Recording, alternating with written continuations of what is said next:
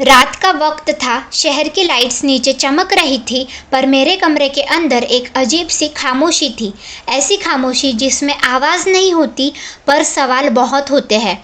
मैं खिड़की के पास खड़ी थी और सोच रही थी कि लोग कहते क्यों है कि वक्त सब ठीक कर देता है, जब मुझे लगता था कि वक्त बस सब कुछ चुपचाप देखकर निकल जाता है। तब अचानक मुझे लगा जैसे हवा का रुख बदल गया हो। पर्दे हल्की सी आवाज़ के साथ हिले। मैंने मुड़कर देखा। कमरे के बीच में एक कुर्सी रखी थी और उस पर कोई बैठा था। मैंने कसम से उस कुर्सी को वहाँ नहीं रखा था।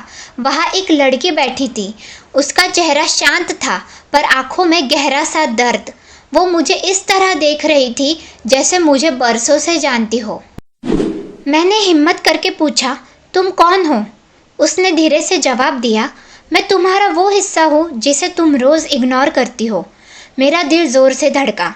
उसने कुर्सी से उठकर रूम में चलना शुरू किया, हर चीज़ को देखते हुए जैसे सब कुछ उसका अपना हो। फिर उसकी नज़र मेरे फ़ोन पर पड़ी। स्क्रीन ब्लैक थी। उसने कहा, यहीं पर तुम अपनी ज़िंदगी को कंपेयर करती हो, यहीं पर तुम खुद को कम समझने लगती हो। मैंने कुछ कहना चाहा, पर शब्द नहीं मिले। वो खिड़की के पास आई और बाहर देखा। तुम्हें लगता है सब लोग बहुत आगे निकल गए हैं, उसने कहा, पर तुम ये भूल जाती हो कि हर किसी का रास्ता अलग होता है। उसकी बातों में कोई लेक्चर नहीं था, बस सच था, और सच हमेशा चुभता है। फिर उसने एक तस्वीर उठाई, मेरी पुरानी तस्वीर, जिसमें मैं बिना सोचे हंसी थी। यहाँ तुम खुद के साथ थी, उसने कहा। फिर धीरे धीरे तुम सिर्फ एक्सपेक्टेशंस के साथ रहने लगी। मेरी आंखें भर आई। उसने मेरी तरफ देखा और पूछा, तुम्हें याद है जब तुम खुद से बात करती थी, जब तुम अपने फीलिंग्स को बेकार नहीं समझती थी?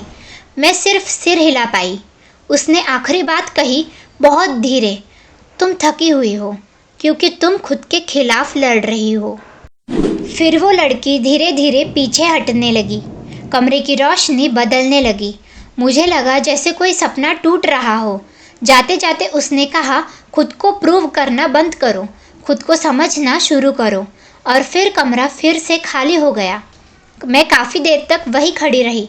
शहर की आवाज़ वापस आ चुकी थी, पर मेरे अंदर कुछ शांत हो गया था।